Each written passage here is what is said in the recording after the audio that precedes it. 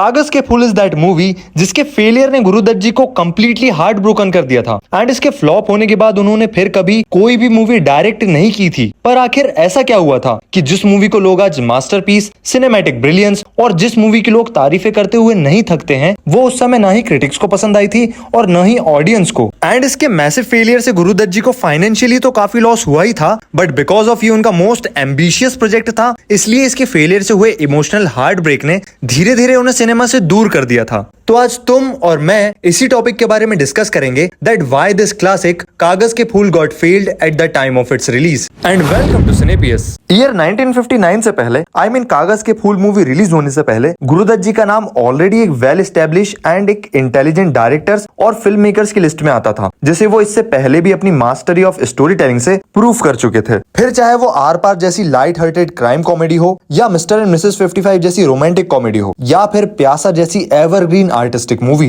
And जैसे गुरुदत्त जी अपनी heart touching and visual story telling से ऑडियंस को मेस्मराइज कर देते थे, उसी तरह उनकी मूवीज टेक्निकली भी काफी एस्थेटिक होती थी, जिस वजह से कागज के फूल और भी ज्यादा एस्थेटिकली अपीलिंग लगती है as compare to his previous works. Cinematographer V K Murthy के साथ उनके कोलैबोरेशन ने इस फिल्म को और भी ज्यादा विजुअली अपलिफ्ट कर दिया था, बिकॉज जिस तरह लाइट्स एंड शेडोज का यूज करके उन्होंने कैरेक्टर के इनर कॉन्फ्लिक्ट एंड लोनलीनेस को दिखाया था, वो शोकेस करता है कि उनकी मूवी शब्दों से ज्यादा विजुअल स्टोरी टेलिंग पर कितना फोकस करती थी, जिसे सिनेमा में शो डोंट टेल के रूल से भी जाना जाता है। एंड अराउंड लेट 1950s जब हॉलीवुड अपग्रेड हुआ from this frame to this one, so Guru Dutt ji ने भी डिसाइड किया to make this movie in cinemascope, और इस तरह ये फर्स्ट इंडियन मूवी बनी which was shot in cinemascope. But Guru Dutt ji का सिनेमा स्कोप में इस मूवी को शूट करने का आइडिया सिर्फ एक ट्रेंड को फॉलो करना नहीं था, बट वो इंडियन सिनेमा में इस टेक्नोलॉजी का इम्प्लीमेंट करके इंडियन मूवीज को और भी वर्ल्ड क्लास बनाना चाहते थे। एंड इस वाइड फ्रेम का यूज उन्होंने कितने स्मार्टली कागज के फूल मूवी में किया था, जब ये तुम नोटिस करोगे,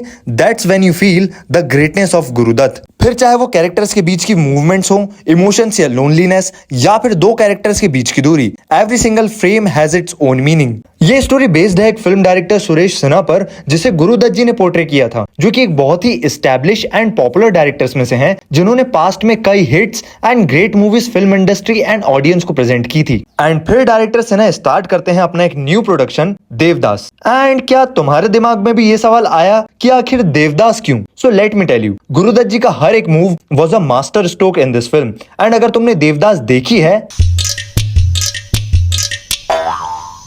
हाँ, स्टोरी समझने के लिए कोई भी चलेगी, बट उस टाइम पर इस वाली का रेफरेंस दिया गया था। So like Devdas, director Sinha की लाइफ भी डिस्ट्रॉय हुई थी लव, सोसाइटी एंड अपनी लाइफ के सर्कमस्टेंसेस से। And on the other side Waheeda Rehman ji का कैरेक्टर शांति, जिसे डायरेक्टर सिन्हा ब्रेक देता है in the role of Paro. And Paro कहो या शांति, दोनों देवदास एंड डायरेक्टर सिन्हा से डीपली लव तो करती हैं, but due to society circumstances कभी कंप्लीटली उनकी नहीं हो पाती, जो कि somehow Devdas and director Sinha के डाउनफॉल का कारण बनती है। तो हम ये कह सकते हैं कि गुरुदत्त जी ने देवदास की स्टोरी को काफी सटल तरीके से यूज किया था, like a hidden layer, to show the tragic parallels of these two stories. And ये मूवी एक आर्टिस्ट के स्ट्रगल और लोनलीनेस को भी डीपली शोकेस करती है।